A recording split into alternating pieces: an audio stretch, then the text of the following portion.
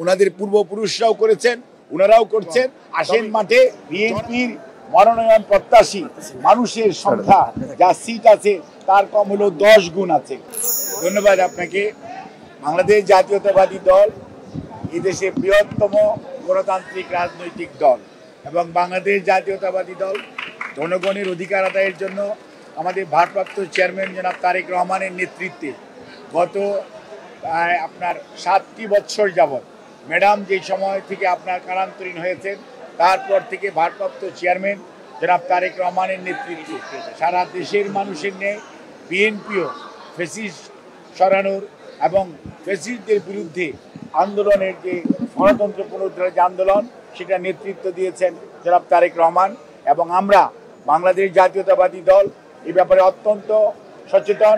আগামী মধ্য ফেব্রুয়ারির যে নির্বাচন, এই নির্বাচনকে সামনে রেখে দেশীয় বিদেশি যত ষড়যন্ত্র আছে সে এটাকে পিছিয়ে দেওয়ার, প্রলম্বিত করার, সেটিকে মোকাবেলা করার জন্য দল যেমন প্রস্তুত, অন্যদিকে নির্বাচনে অংশগ্রহণ করে জনগণের অধিকার, ভালোবাসা সব কিছু অর্জন করে জনগণকে ঐক্যবদ্ধ করে 31 দফার আলোকে আগামীর বাংলাদেশ গড়ার জন্য জনাব তারেক রহমানের নেতৃত্বে বিএনপি তার নির্বাচনী প্রক্রিয়া শুধু গতকালকে না, বিএনপি গত 18 মাস পূর্ব থেকেই নির্বাচনী যে সমস্ত কার্যক্রম করা প্রয়োজন সেটি শুরু করেছে।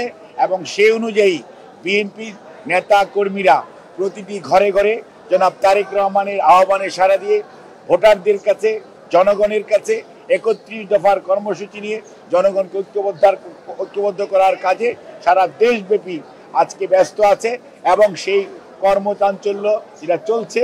আর আপনারা যেটাকে নির্বাচনী প্রক্রিয়া বলেন, অর্থাৎ মনোনয়ন, বিএনপি এত বড় দল আলহামদুলিল্লাহ যে বিএনপির মনোনয়ন প্রত্যাশী মানুষের সংখ্যা যা সিট আছে তার কম হলো 10 গুণ আছে। কাজেই বিএনপি তার কে প্রার্থী হবেন কে হবেন না সেটির জন্য আমাদের স্থানীয় নেতৃবৃন্দ, জেলার নেতৃবৃন্দ, আমাদের দলের পক্ষ থেকে জরিপ এবং সর্বোপরি জনগণের ভালোবাসায় যেই সমস্ত মানুষগুলো নিজ নিজ এলাকায় উদ্ভাসিত তাদেরকেই বাংলাদেশ জাতীয়তাবাদী দল ইনশাল্লাহ আপনারা দেখতে পাবেন খুবই সহসাই যে তাদেরকে মনোনয়ন দেওয়ার ব্যাপারে দিয়ে তারা সিদ্ধান্ত গ্রহণ করবে। বাট ইদানিংকালে সোশ্যাল মিডিয়া এবং পত্রপত্রিকায় যে সমস্ত স্পেকুলেটেড নিউজ হয়েছে তার ব্যাপারে আমাদের দলের পক্ষ থেকে গত পরশুদিন আমাদের দলের মুখপাত্র জনাব রিজভী আহমেদ উনি স্পষ্ট ভাষায় জানিয়েছেন যে দল কাউকে গ্রিন সিগন্যাল বা রেড সিগন্যাল দেয় নাই। কাজেই যখন সময় আসবে তখন আপনারা দেখতে পাবেন। তবে নির্বাচনী প্রক্রিয়া যেহেতু এটি একটি ধারাবাহিক কার্যক্রম সেটি আমাদের অব্যাহত আছে এবং চলছে। বাংলাদেশে এই কথাটি আজকে বলার অপেক্ষা রাখে না।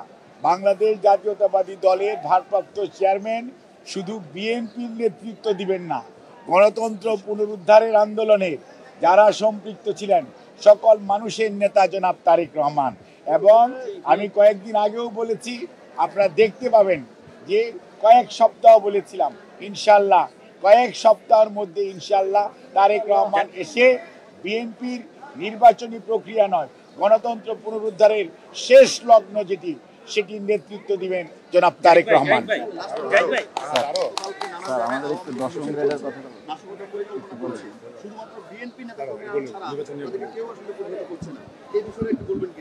এ ব্যাপারে আমি যেটি বলতে চাই, আমরা সব সময় বলতাম স্বৈরাচারের দোসর কারা ছিল, 86তেও দেখেছেন, এখনো দেখছেন। কাজেই আপনাদেরকে সজাগ থাকতে বলবো, সংবাদকর্মীদেরকে, দেশের মানুষকে। দেশের মানুষ দেখছে যে সত্যিকার অর্থে স্বৈরাচারের সাথে সম্পৃক্ততা কাদের রয়েছে। কাজে এই ব্যাপারে আমি নিজে আপনাদেরকে আর স্পষ্টভাবে বলার দরকার নাই, বাংলাদেশ জাতীয়তাবাদী দল জনগণের অধিকারের ব্যাপারে সোচ্চার ছিল, আছে, থাকবে। ধন্যবাদ। এই দলের ইতিহাস, এই দলের নেতাদের ইতিহাস কোনোদিনই জনগণের পক্ষে ছিল না। ওনারা প্রতিহিংসার রাজনীতিতে বিশ্বাস করে, ওনারা জনগণের ভালোবাসা অর্জন করার চেয়ে জনগণের উপর চেপে বসার রাজনীতিতে বিশ্বাস করে। ওনারা দেশকে মনে করে ওনাদের পৈতৃক সম্পত্তি যেমনি ইচ্ছা অমনে ওনারা চালালে দেশবাসী খুশি হবে। কিন্তু ওনারা এই অন্যায় ওনাদের পূর্বপুরুষরাও করেছেন, ওনারাও করছেন। তবে একটি জিনিস মনে রাখতে হবে, শেষ বিচারের মালিক আল্লাহ রাব্বুল আলামিন, দেশের মধ্যে জনগণ।